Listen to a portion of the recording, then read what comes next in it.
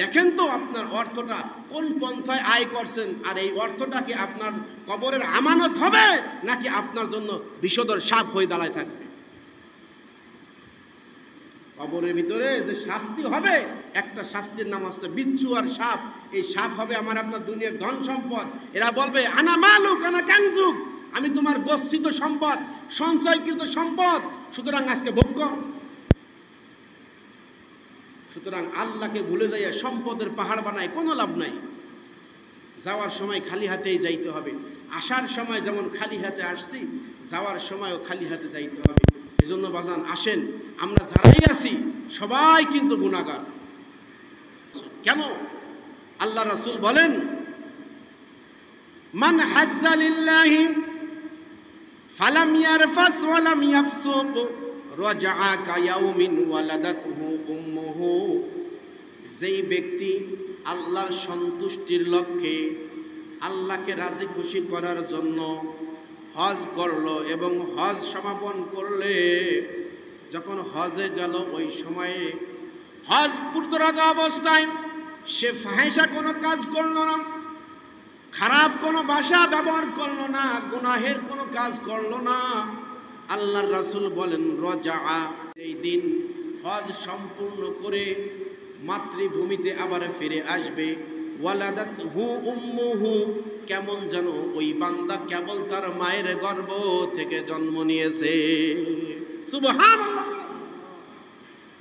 যেই বান্দা আল্লাহকে রাজি খুশি করার জন্য, আল্লাহর সন্তুষ্টি আদায়ের লক্ষ্যে, আল্লাহর হুকুমের তাবেদারির লক্ষ্যে আল্লাহর ঘরকে জিয়ারত করবে, হজের উদ্দেশ্যে বের হয়ে যাবে, আর ওই জায়গায় হজরত অবস্থায় নিয়ত করার পর থেকে নিয়ে ফিরে আসার আগ পর্যন্ত কাউরে একটা গালি দেয় নাই, কারোর সাথে খারাপ কোনো ব্যবহার করে নাই, স্ত্রীর সাথেও মেলামেশা করে নাই, কোনো রকম ফাহিশা কোনো কাজ করে নাই। এই বান্দার ব্যাপারে আল্লাহর রাসূল বলেন রাজআ কায়াউমিন ওয়ালাদাতহু উম্মুহু, কেমন যেন ওই বান্দা সদ্য ভূমিষ্ঠ বান্দা যেমন মায়ের গর্ভ থেকে নিষ্পাপ হয়ে দুনিয়ায় আসে, ওই হাজি বান্দা, যেই বান্দা আল্লাহকে রাজি খুশি করার জন্য হজ আদায় করলো, ওই বান্দা হজের থেকে ফিরে আসার দিন মায়ের গর্ভে থেকে সদ্য ভূমিষ্ঠ নবজাতক শিশু যেমন নিষ্পাপ, ওরকম নিষ্পাপ হইয়া তার মাতৃভূমিতে ফিরে আসে। সুবহানাল্লাহ। এই জন্য বাজান আল্লাহ রাব্বুল আলামিন আমাদের মাঝে যাদেরকে অ্যাবিলিটি দিয়েছেন, সামর্থ্য দিয়েছেন, শক্তি দিয়েছেন, শারীরিক শক্তিও আছে, আর্থিক সামর্থ্যও আছে, তারা যেন কখনো দেরি না করে। কারণ আমাদের মাঝে অনেকেরই মানসিক চিন্তা চেতনা, আমাদের সেনসিটিভ, এমন চিন্তা ভাবনা, এমন আজ নয় কাল, আজ নয় কাল, এই যে বাড়ির কাজটা কমপ্লিট হয় না, আগামী বছর যাব, আগামী বছর করতে করতে করতে করতে একটা সময় তার সামনে আজরাইল দাঁড়ায় যায়, কিন্তু হজ তার বান্দার কপালে হয় না। এই জন্য আল্লাহর রাসূল বলেন, বান্দা তুমি দ্রুত হজ সমাপন করো। কেন? কয় আল হাজ্জু মাবরুর লাইসা লাহু জাযাউন ইল্লাল জান্নাহ। যেই বান্দা হজরে মাবরুর করলো, যেই বান্দা আল্লাহকে রাজি খুশি করার জন্য, আল্লাহকে রাজি খুশি করার জন্য কবুল হজ করলো, এমনভাবে হজটা আদায় করছে, আল্লাহ কবুল করে নিছে। আল্লাহর রাসূল বলেন, যেই বান্দার হজটা কবুল হয়ে গেল, ওই বান্দার প্রতিদান একমাত্র আল্লাহর জান্নাত। আল্লাহর জান্নাত শুধুমাত্র প্রতিদান, আর কোনো প্রতিদান নাই। সুবহানাল্লাহ বললেন না? যে যেই বান্দা হজরে মাবরুর করলো, কবুল হজ এমন ভাবে আদায় করছে, হজটা আল্লাহ কবুল করে নিছে। এই কবুল হজ যার হয়ে যায়, হজটা যার কবুল হয়ে যায়, তার প্রতিদান আল্লাহ রাসূল বলেন, তার প্রতিদান হলো জাযাউন ইল্লাল জান্নাহ, তার প্রতিদান হচ্ছে একমাত্র জান্নাত। সুবহানাল্লাহ। এই জন্য হজ দ্রুত করা। কেন দ্রুত করবেন? কয় আল্লাহ রাসূল বলেন তাআজ্জালু ইলাল হাজ্জি ফাইন্না আহাদুকুম লা ইয়াদরি মা ইয়ারিদু লাহু।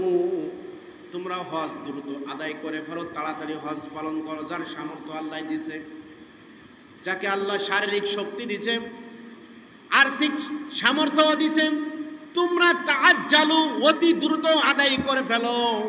কেননা ফাইন্না আহাদুকুম লা ইয়াদরি মা ইয়ারিদু লাহু, তোমাদের মাঝে কেউ তো জানে না যে সে আগামীকাল বাঁচবে কিনা। বলেন তো, আমরা এইখানে যারা আছি কেউ কি বলতে পারবো যে আমরা আগামী বছর হজ পর্যন্ত বেঁচে থাকবো? এই গ্যারান্টি কেউ দিতে পারবে? এই জন্য আল্লাহ রাসূল বলেন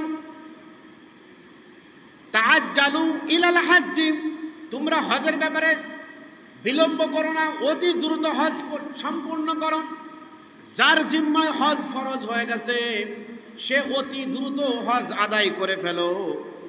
কেননা ফাইন্না আহাদুকুম লা ইয়াদরি মা ইয়ারিদু লাহু, পরবর্তী বছর সে বাঁচবে কিনা ওই বান্দা তো দূরের কথা কেউই জানে না। জানা আছে কারণ? আমরা কেউ জানি না আগামী বছর বাঁচবো কিনা। এই জন্য হজ দ্রুত পালন করতে হবে, হজের ক্ষেত্রে বিলম্ব করা যাবে না। আর আল্লাহ রাব্বুল আলামিন যাকে শক্তি দিয়েছে, সামর্থ্য দিয়েছে, তার ব্যাপারে আল্লাহর রাসূল বলেন তাবিউ বাইনাল হাজ্জি ওয়াল উমরাতি ফাইন্নাহুমা ইয়ানফিয়ানিল ফাকরা ওয়াদ দুনুব। তোমরা প্রতি বছর হজ করো, আল্লাহ যাকে সামর্থ্য দিয়েছে প্রত্যেক বছরই হজ করো। সুযোগ পাইছো তো উমরা আদায় করো, বিলম্ব করো না। আল্লাহ তোমাকে শক্তি দিয়েছে, অ্যাবিলিটি দিয়েছে, সামর্থ্য দিয়েছে, তুমি হজ পালন তো করবাই। তোমার যদি প্রতি বছর আদায় করার ক্ষমতা থাকে তাহলে তুমি প্রতি বছর হজ আদায় করবা। কেন? আল্লাহর রাসূল বলেন ফাইন্নাহুমা ইয়ানফিয়ানিল ফাকরা ওয়াদ দুনুবা। আল্লাহ রাসূল বলেন এই প্রতি বছর হজ আদায় করার দ্বারা বান্দা তোমার একটা উপকার হবে, সেইটা হলো জীবনে তুমি কোনোদিন অভাবের মুখ দেখবা না। সুবহানাল্লাহ বলেন, আরো জোরে বলেন না সুবহানাল্লাহ। জীবনে কোনোদিন অভাবের মুখ দেখবা না, জীবনে আল্লাহ তোমাকে কোনোদিন গরিব বানাবে না।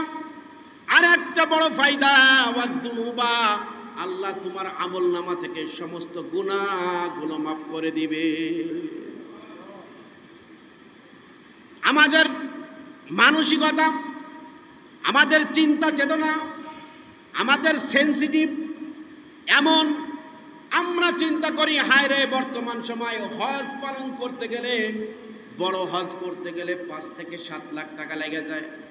যদি এই 5 থেকে 7 লাখ টাকা বা 10 লাখ টাকা আদার্স খরচ দিয়া 10 লাখ টাকা থাকলে যদি ব্যবসায় আমি ইনভেস্ট করি, আগামী বছর আমার আরো 10 লাখ টাকা ইনকাম হবে। এই চিন্তা করে বলে দেখি সময় আছে, আগামী বছর যাব। এরপরে বলে আগামী বছর যাব, আর পরে বলে আগামী বছর যাব। এই করতে করতে করতে করতে একটা সময় তার হজ আর আদায় হয় না। এমন সময় সে আল্লাহর কাছে যাওয়ার জন্য রেডি হয়ে যায়, হজ আর কপালে হয় নাই। কেন? তার চিন্তা ভাবনা, যদি আমি হজে যাই, আমি যদি হজ করতে যাই তাহলে আমার অর্থদণ্ডী হবে। অথচ আল্লাহ রাব্বুল আলামিন হাজিদের ব্যাপারে বলেছেন যেই সমস্ত বান্দারা আমি আল্লাহর কাছে হজ করার জন্য, বাইতুল্লাহ জিয়ারত করার জন্য হাজিরা দেয়, ওই বান্দা না, শুধু ওই বান্দার ফ্যামিলিগত যারা আছে, যাদেরকে তাদের জন্মভূমিতে রেখে আসছে, সবগুলোকে আমি আল্লাহর জিম্মায় চলে যায়। তারপরও যদি কোনো বান্দা টাইম টু টাইম জীবনে হজ করতে পারে নাই, কিন্তু হজের অ্যাবিলিটি আল্লাহ তাকে দিয়েছিল, হজ করার শক্তি সামর্থ্য দিয়েছিল, কিন্তু হজ করতে পারে নাই, এমন সময় তার জীবনের শেষ বাতি নিভে গেছে, জীবন বায়ু চলে গেছে। কিন্তু যাওয়ার সময় ওই বান্দার মাসআলা হলো গিয়ে, ওই বান্দা যাওয়ার আগে তার সন্তানদেরকে ওসিয়াত করে যাবে, আমার এগেনিস্টে, আমার পরিবর্তে তোমরা একজনে হজ আদায় করে দিবা। ওসিয়াত করে যাবে, ওই বান্দার পরিবর্তে একজনকে হজ করাবে। আর যদি দেখে এই হজ করাইতে গিয়া ওই বান্দা যে সম্পদ রেখে গেছে, সম্পদের সুলুস 1/3 কম কিংবা 3 ভাগ পরিমাণ হয়, তাহলে ওই ওসিয়ত পালন করবে।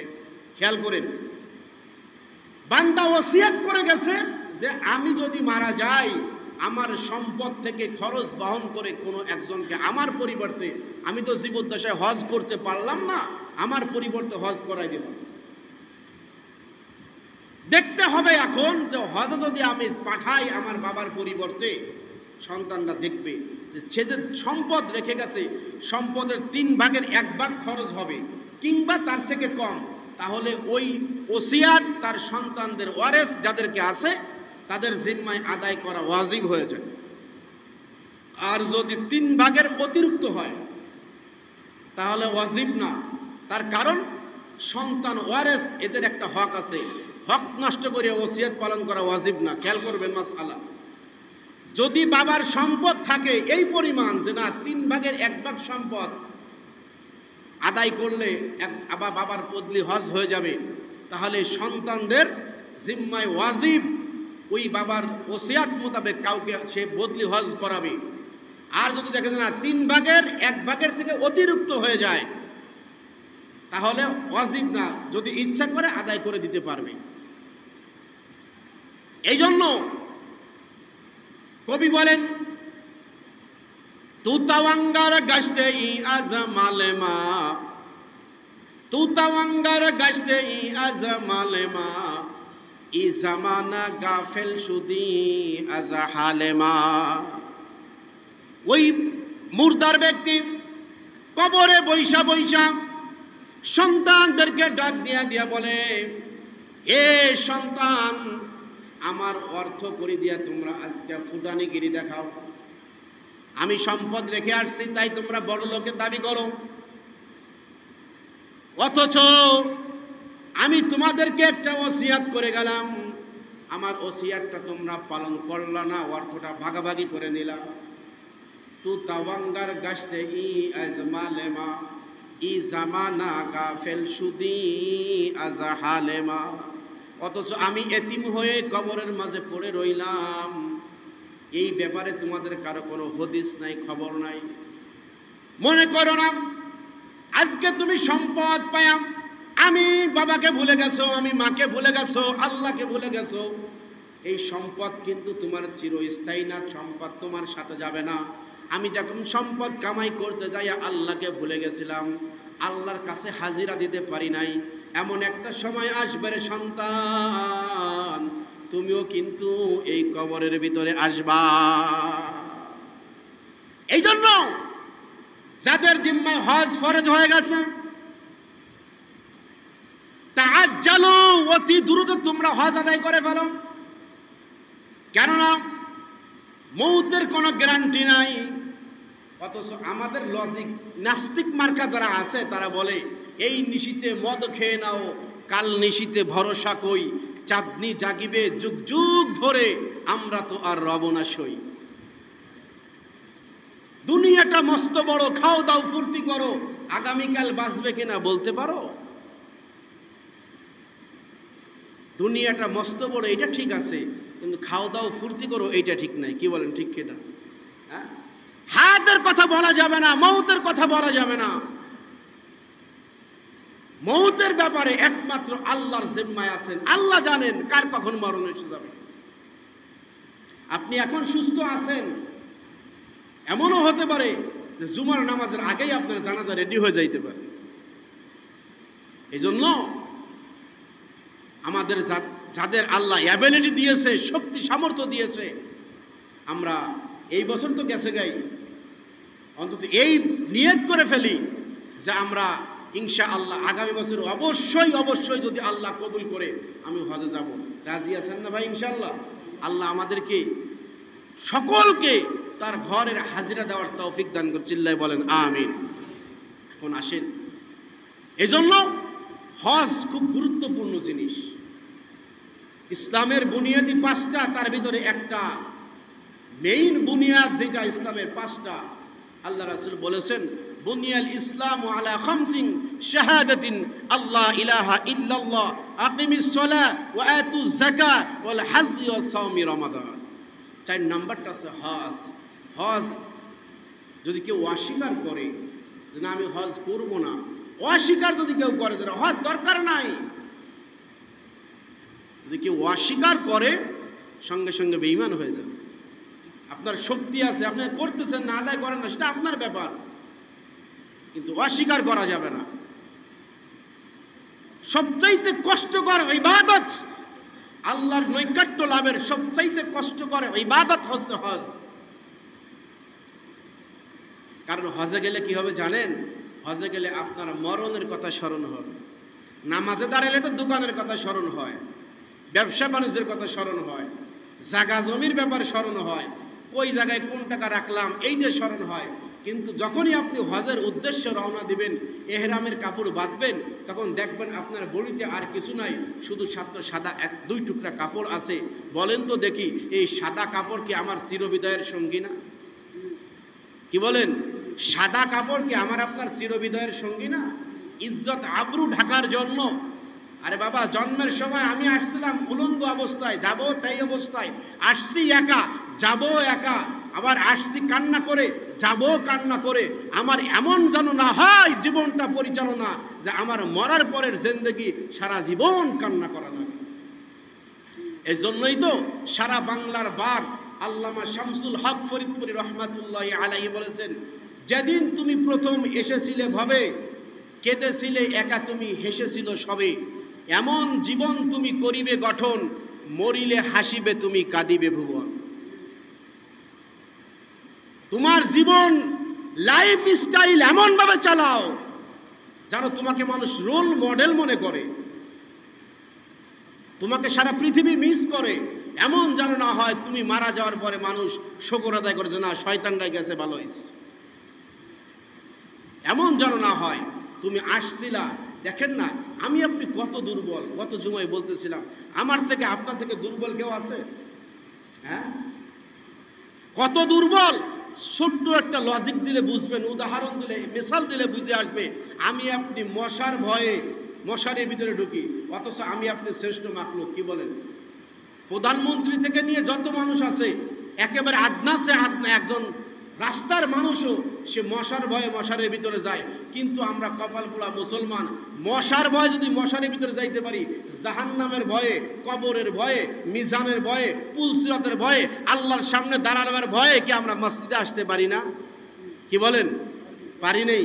আল্লাহর হুকুমের ভিতরে ঢুকতে পারি না।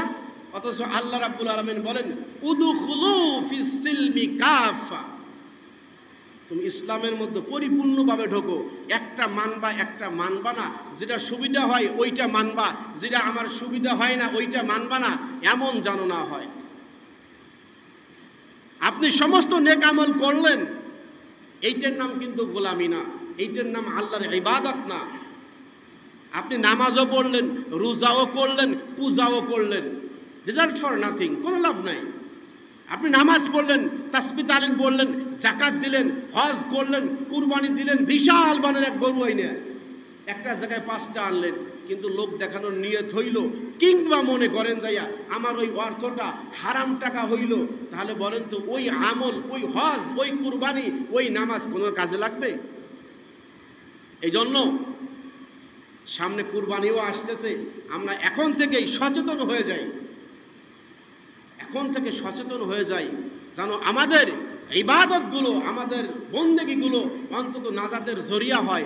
এমন একটা বন্দেগি নিয়ে যেন আল্লাহর সামনে দাঁড়াইতে পারি যে মালিক আমি এই একটা আমল নিয়ে আসছি, যেই আমলটা নিষ্কুলুষ, নির্ভেজাল, একেবারে ফ্রেশ, এর ভিতরে কোনো ভেজাল নাই, এমন একটা আমল। বলেন তো বক্তা শ্রোতা যারাই আছে এখানে, কেউ বলতে পারবো যে আমি এই আমলটা একেবারে ফ্রেশ করছি?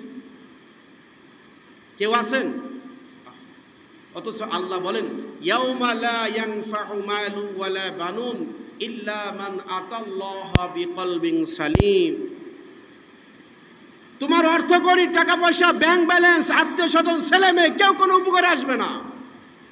ইল্লা মান আতাল্লাহা বিকলবিন সালিম, বান্দা একটা মাত্র নেক আমল, ফ্রেশ, সালিম মানে ফ্রেশ, নিষ্কুলুষ, নির্ভেজাল, ভেজাল মুক্ত একটা আমল নিয়ে যদি মালিকের কাছে দাঁড়াইতে পারি, ওই ভেজাল মুক্ত আমলের ওসিলায় হয়তো বা আল্লাহ মাফ করবেন।